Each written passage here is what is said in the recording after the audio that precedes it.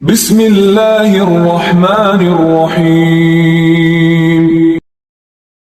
ابو قلابہ نے بیان کیا اور ایوب نے ایک دوسری سند کے ساتھ اس طرح روایت کی ہے کہ مجھ سے قاسم بن عاصم کلیبی نے بیان کیا اور کہا کہ قاسم کی حدیث ابو قلابہ کی حدیث کی بنسبت مجھے زیادہ اچھی طرح یاد ہے۔ زہدم سے انہوں نے بیان کیا کہ ہم ابو موسیٰ اشعری رضی اللہ عنہ کی مجلس میں حاضر تھے۔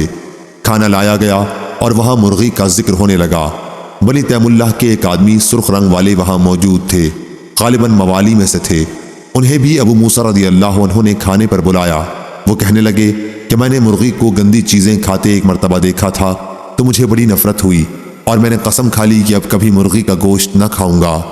حضرت ابو موسیٰ رضی اللہ عنہ نے کہا کہ قریب آ جاؤ، تمہاری قسم پر میں تم سے ایک حدیث اس سلسلے کی بیان کرتا ہوں۔ قبیلہ اشعر کے چند لوگوں کو ساتھ لے کر میں نبی کریم صلی اللہ علیہ وسلم کی خدمت میں غزوہ تبوک کے لیے حاضر ہوا اور سواری کی درخواست کی۔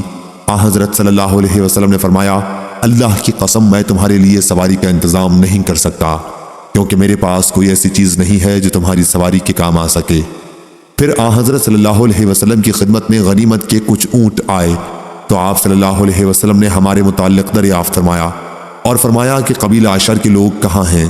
چنانچہ آپ صلی اللہ علیہ وسلم نے 5 اونٹ ہمیں دیے جانے کا حکم صادر فرمایا، خوب موٹے تازے اور فربا۔ جب ہم چلنے لگے تو ہم نے آپس میں کہا کہ جو نامناسب طریقہ ہم نے اختیار کیا اس سے حضرت صلی اللہ علیہ وسلم کے ستیے میں ہمارے لیے کوئی برکت نہیں ہو سکتی۔ چنانچہ ہم پھر حضرت صلی اللہ علیہ وسلم کی خدمت میں حاضر ہوئے اور عرض کیا کہ ہم نے پہلے جب آپ سے درخواست کی تو آپ نے قسم کھا کر فرمایا تھا کہ میں تمہاری سواری کا انتظام نہیں کر سکوں گا۔ شاید آپ حضرت صلی اللہ علیہ وسلم کو وہ قسم یاد نہ رہی ہو، لیکن حضرت صلی اللہ علیہ وسلم نے فرمایا کہ میں نے تمہاری سواری کا انتظام واقعی نہیں کیا، وہ اللہ تعالیٰ ہے جس نے تمہیں یہ سواریاں دے دی ہیں۔ اللہ کی قسم تم اس پر یقین رکھو کہ انشاءاللہ جب بھی میں کوئی قسم کھاؤں پھر مجھ پر یہ بات ظاہر ہو جائے کہ بہتر اور مناسب طرز عمل اس کے سوا میں ہے تو میں وہی کروں گا جس میں اچھائی ہوگی اور قسم کا کفارہ دے دوں گا۔ صحیح بخاری حدیث نمبر 3133۔ امام مالک نے خبر دی، انہیں نافع نے اور انہیں ابن عمر رضی اللہ عنہ نے، کہ رسول اللہ صلی اللہ علیہ وسلم نے نجد کی طرف ایک لشکر روانہ کیا۔ عبداللہ بن عمر رضی اللہ عنہ بھی لشکر کے ساتھ تھے۔ غنیمت کے طور پر اونٹوں کی ایک بڑی تعداد اس لشکر کو ملی، اس لیے اس کے ہر سپاہی کو حصے میں بھی 11 اونٹ ملے تھے اور ایک اونٹ اور انعام میں ملا۔ صحیح بخاری حدیث نمبر 3134۔ لیث نے خبر دی، انہیں عقیل نے، انہیں ابن شہاب نے، انہیں سالم نے اور انہیں عبداللہ بن عمر رضی اللہ عنہ نے، کہ نبی کریم صلی اللہ علیہ وسلم بعض مہموں کے موقع پر اس میں شریک ہونے والوں کو غنیمت کے عام حصوں کے علاوہ خمس وغیرہ میں سے اپنے طور پر بھی دیا کرتے تھے۔ صحیح بخاری حدیث نمبر 3135۔ یزید بن عبداللہ نے بیان کیا، ان سے ابو بردہ نے اور ان سے ابو موسیٰ اشعری رضی اللہ عنہ نے، کہ نبی کریم صلی اللہ علیہ وسلم کی ہجرت کی خبر ہمیں ملی تو ہم یمن میں تھے، اس لیے ہم بھی آپ کی خدمت میں مہاجرین کی حیثیت سے حاضر ہونے کے لیے روانہ ہوئے۔ میں تھا، میرے 2 بھائی تھے، میری عمر ان دونوں سے کم تھی۔ دونوں بھائیوں میں ایک ابو بردہ تھے اور دوسرے ابو رحم۔ یا انہوں نے یہ کہا کہ اپنی قوم کے چند افراد کے ساتھ، یا یہ کہا 53 یا 52 آدمیوں کے ساتھ یہ لوگ روانہ ہوئے تھے۔ ہم کشتی میں سوار ہوئے تو ہماری کشتی نجاشی کے ملک حبشہ پہنچ گئی اور وہاں ہمیں جعفر بن ابی طالب رضی اللہ عنہ اپنے دوسرے ساتھیوں کے ساتھ ملے۔ جعفر رضی اللہ عنہ نے کہا کہ رسول کریم صلی اللہ علیہ وسلم نے ہمیں یہاں بھیجا تھا اور حکم دیا تھا کہ ہم یہیں رہیں، اس لیے آپ لوگ بھی ہمارے ساتھ یہیں ٹھہر جائیں۔ چنانچہ ہم بھی وہیں ٹھہر گئے اور پھر سب ایک ساتھ مدینہ حاضر ہوئے۔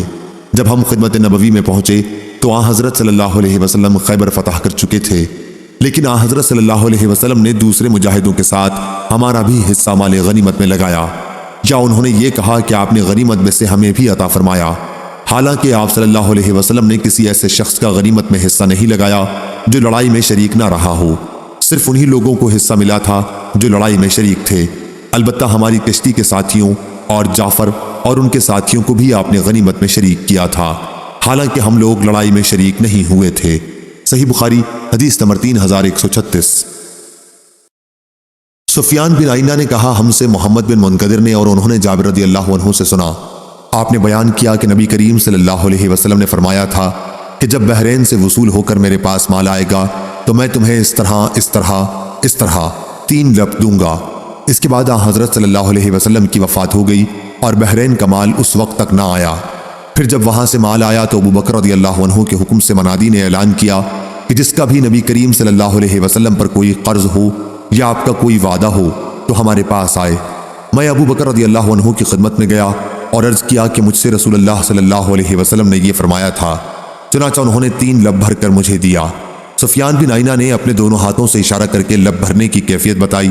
پھر ہم سے سفیان نے بیان کیا کہ ابن منقدر نے بھی ہم سے اسی طرح بیان کیا تھا، اور ایک مرتبہ سفیان نے سابقہ سند کے ساتھ بیان کیا کہ جابر رضی اللہ عنہ نے کہا کہ میں ابو بکر رضی اللہ عنہ کی خدمت میں حاضر ہوا تو انہوں نے مجھے کچھ نہیں دیا۔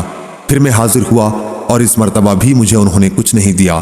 پھر میں تیسری مرتبہ حاضر ہوا، عرض کیا کہ میں نے ایک مرتبہ آپ سے مانگا اور آپ نے عنایت نہیں فرمایا، دوبارہ مانگا پھر بھی آپ نے عنایت نہیں فرمایا، اور پھر مانگا لیکن آپ نے عنایت نہیں فرمایا۔ اب یا آپ مجھے دیجئے یا پھر میرے بارے میں بخل سے کام لیجئے۔ حضرت ابو بکر رضی اللہ عنہ نے فرمایا کہ تم کہتے ہو کہ میرے معاملے میں بخل سے کام لیتا ہے، حالانکہ تمہیں دینے سے جب بھی میں نے منہ پھیرا تو میرے دل میں یہ بات ہوتی تھی کہ تمہیں کبھی نہ کبھی ضرور دینا ہے۔ سفیان نے بیان کیا کہ ہم سے عمروں نے بیان کیا، ان سے محمد بن علی نے اور ان سے جابر نے۔ پھر ابو بکر رضی اللہ عنہ نے مجھے 1 لب بھر کر دیا اور فرمایا کہ اسے شمار کر۔ میں نے شمار کیا تو 500 کی تعداد تھی۔ اس کے بعد ابو بکر رضی اللہ عنہ نے فرمایا کہ اتنا ہی 2 مرتبہ اور لے لے۔ اور ابن المنقدر نے بیان کیا کہ ابو بکر رضی اللہ عنہ نے فرمایا تھا بخل سے زیادہ بدترین اور کیا بیماری ہو سکتی ہے۔ صحیح بخاری حدیث نمبر 3137۔ عمرو بن دینار نے بیان کیا اور ان سے جابر بن عبداللہ رضی اللہ عنہ نے بیان کیا کہ رسول اللہ صلی اللہ علیہ وسلم مقام جورانہ میں غنیمت تقسیم کر رہے تھے کہ ایک شخص ذوالخویسرہ نے آپ سے کہا انصاف سے کام لیجئے۔ حضرت صلی اللہ علیہ وسلم نے فرمایا اگر میں بھی انصاف سے کام نہ لوں تو تو بدبخت ہوا۔ صحیح بخاری حدیث نمبر 3138۔ عبد الرزاق نے خبر دی، انہیں معمر نے، انہیں زہری نے، انہیں محمد بن جبیر نے اور انہیں ان کے والد نے کہ رسول کریم صلی اللہ علیہ وسلم نے بدر کے قیدیوں کے بارے میں فرمایا تھا کہ اگر مطعم بن عدی جو کفر کی حالت میں مر گئے تھے زندہ ہوتے اور ان نجس ناپاک لوگوں کی سفارش کرتے تو میں ان کی سفارش سے انہیں فدیہ لیے بغیر چھوڑ دیتا۔ صحیح بخاری حدیث نمبر 3139۔ ابن مسیب نے بیان کیا اور ان سے جبیر بن مطعم رضی اللہ عنہ نے بیان کیا کہ میں اور عثمان بن عفان رضی اللہ عنہ رسول اللہ صلی اللہ علیہ وسلم کی خدمت میں حاضر ہوئے اور عرض کیا یا رسول اللہ آپ نے بنو مطلب کو تو عنایت فرمایا لیکن ہم کو چھوڑ دیا، حالانکہ ہم کو آپ سے وہی رشتہ ہے جو بنو مطلب کو آپ سے ہے۔ حضرت صلی اللہ علیہ وسلم نے فرمایا کہ بنو مطلب اور بنو ہاشم ایک ہی ہے۔ لیس نے بیان کیا کہ مجھ سے یونس نے بیان کیا اور اس روایت میں یہ زیادتی کی کہ جبیر رضی اللہ عنہ نے کہا نبی کریم صلی اللہ علیہ وسلم نے بنو عبد شمس اور بنو نوفل کو نہیں دیا تھا، اور ابن اسحاق صاحب مغازی نے کہا ہے کہ عبد شمس ہاشم اور مطلب ایک ماں سے تھے اور ان کی ماں کا نام عاتقہ بنت مرح تھا، اور نوفل باپ کی طرف سے ان کے بھائی تھے، ان کی ماں دوسری تھیں۔ صحیح بخاری حدیث نمبر 3140۔